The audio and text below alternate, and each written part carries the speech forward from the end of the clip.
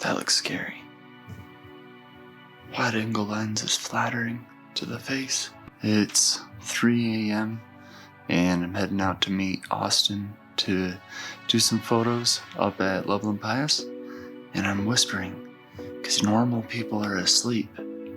But as for the rest of us, see you out there.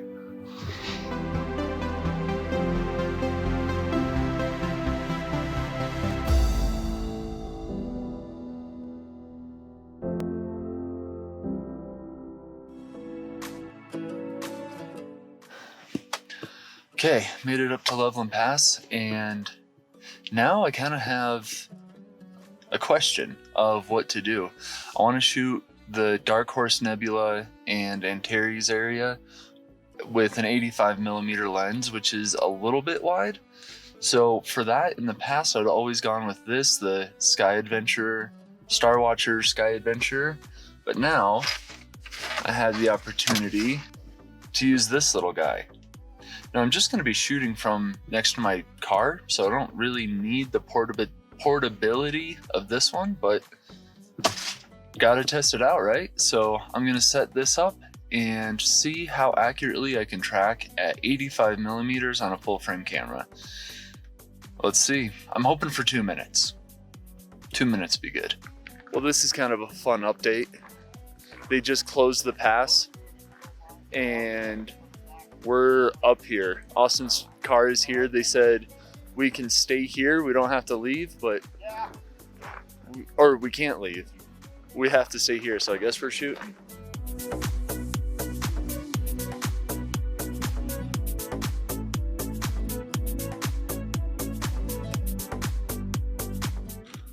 Whew.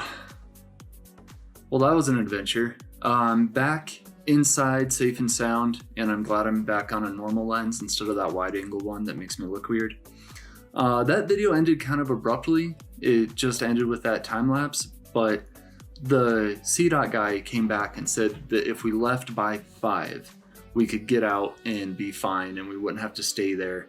And it's a good thing that we followed his advice, because about 25 minutes after we left, there was an avalanche. I was here going through my pictures on my computer and scrolling through Instagram, and I saw that CDOT actually posted a video of a slide about a mile away from us. So definitely good that we followed his advice and got out of there and weren't trapped.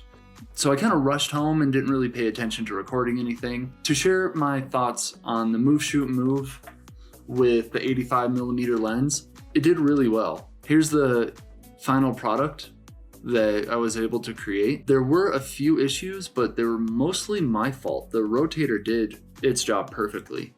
I had enough time to shoot 14 frames at 2 minutes, and I only was able to get 6 of those 14 actually pinpoint tack sharp. It's my fault because it was windy and I didn't have any weight anchoring down my tripod, so I bet it was kind of dancing around a little bit. Also, I set it up in a dirt parking lot that was a little bit icy, so the wind could have been pushing it kind of easier.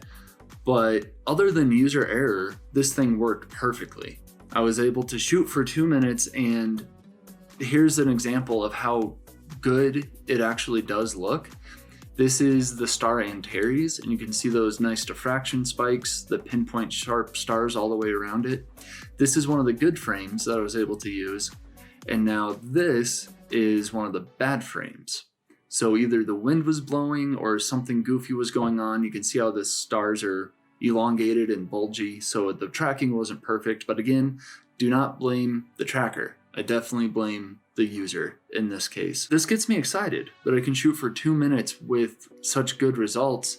The next step, I want to use this lens. It's my Canon, focus on the Canon, focus. My Canon 200mm 2.8 prime. This is a lens that I go to when I want to reach out a little deeper into space, take a picture of the Andromeda Galaxy or the Orion Nebula or anything like that. This is super sharp and super light for 200mm, so it's been a breeze to shoot with it on my Star Adventurer. I usually can do 2 to 3 minute exposures with that, but if I can get that same or similar results out of this little guy rather than this big honkin' thing with a custom sticker on it. Focus on the sticker. Yeah, so if I can replace using this huge one with this tiny one and get deep space results, I'm super excited. I'm gonna ask Move Shoot Move to actually send me the scope. Like you can see on this one, you look through this scope to help polar align it, and it is a lot more of an accurate way of polar aligning than just shooting the laser up there. So if I can get this even more precise and get my tripod a little bit more sturdy, I don't see any reason why I would ever use the Star Watcher again. This thing is amazing. So excited for that. Hopefully I'll be getting that scope here soon. Only other thing is I bought my wife a little toy that honestly is more for me than her. This is the Sony RX100 Mark VII. I got it to be a little travel camera, and I took it out the other day to shoot some vloggy videos, and I made like a fake cooking show when I was making dinner, just to kind of test the camera and to learn the best way of using it so that she can be comfortable with it. And it is a great little thing. I'm gonna take a picture of you guys.